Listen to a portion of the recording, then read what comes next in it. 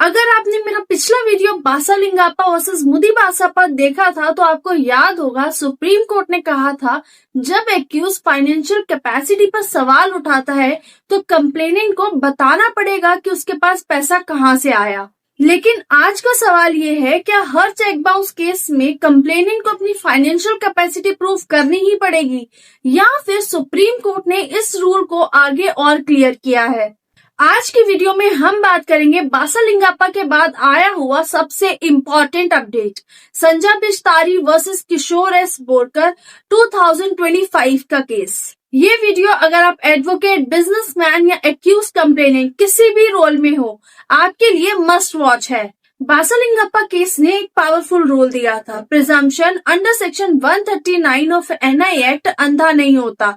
Accused अगर doubt create कर देता है तो कंप्लेनेंट को अपनी फाइनेंशियल कैपेसिटी प्रूफ करनी ही पड़ेगी। लेकिन प्रॉब्लम ये थी, लोअर कोर्ट्स ने इस रूल को ओवर यूज करना शुरू कर दिया। हर केस में बोल दिया कि कंप्लेनेंट ने पैसा प्रूफ नहीं किया तो केस डिसमिस, और यहीं पर सुप्रीम कोर्ट को इंटरवीन करना पड़ा। इसी कंफ्यूजन को क्लियर करता है Sanjay Bistari versus Kishore S Borkar and another 2025 केस। इस केस में सुप्रीम कोर्ट ने क्लियर किया कि प्रिजम्पशन कितनी स्ट्रांग होती है, फाइनेंशियल कैपेसिटी कब प्रूफ करनी होती है और बासालिंगाप्पा केस को कैसे समझना चाहिए। चलिए अब इस केस को एक स्टोरी के फॉर्मेट में अच्छे से समझते हैं। कंप्लेनेंट ने कहा एक्यूज ने मुझसे लोन लिया और उसके बदले में चेक दिया जो बाउंस हो गया। एक्यूज ने चेक साइन एडमिट किया, मतलब चेक को डिनाई नहीं किया। लेकिन हाई कोर्ट ने क्या कहा? हाई कोर्ट ने कहा कंप्लेनेंट ने अपनी फाइनेंशियल कैपेसिटी प्रूव नहीं की, इसलिए एक्यूज्ड को एक्यूट किया जाता है। अब इस पर कंप्लेनेंट सुप्रीम कोर्ट पहुंच गया और यहीं पर सुप्रीम कोर्ट ने हाई कोर्ट की सोच पर ब्रेक लगा दी। सुप्रीम कोर्ट ने बहुत क्लियरली 3 ऑब्जर्वेशंस दी। ऑब्जर्वेशन 1, प्रिजम्पशन बहुत स्ट्रांग होता है। Once cheque execution is admitted, sections 118 and 139 of NI act का प्रिजम्पशन ऑटोमेटिकली अप्लाई होता है। मतलब चेक साइन एडमिट होते ही कोर्ट मान के चलेगी कि डेट लीगली एनफोर्सेबल था।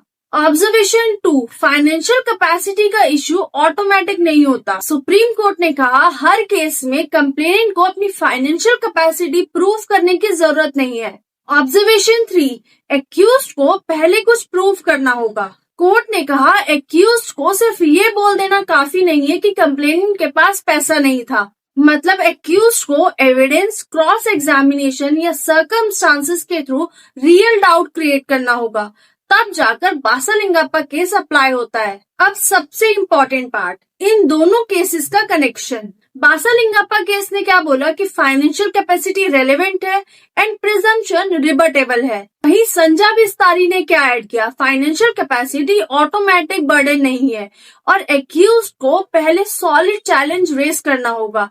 स्पेकुलेशन या गेस काम नहीं करेगा। सिंपल वर्ड्स ने बासालिंगाप्पा केस ने रूल बताया और संजय बिस्तारी केस ने उस रूल का मिसयूज रोका। सोचिए आपके पास चेक है, सिग्नेचर एडमिट है, ट्रांजैक्शन एस्टैब्लिश्ड है और एक्यूज सिर्फ इतना बोले कि इसके पास पैसा नहीं होगा। सुप्रीम कोर्ट कहता है ऐसे केसेस नहीं गिरते।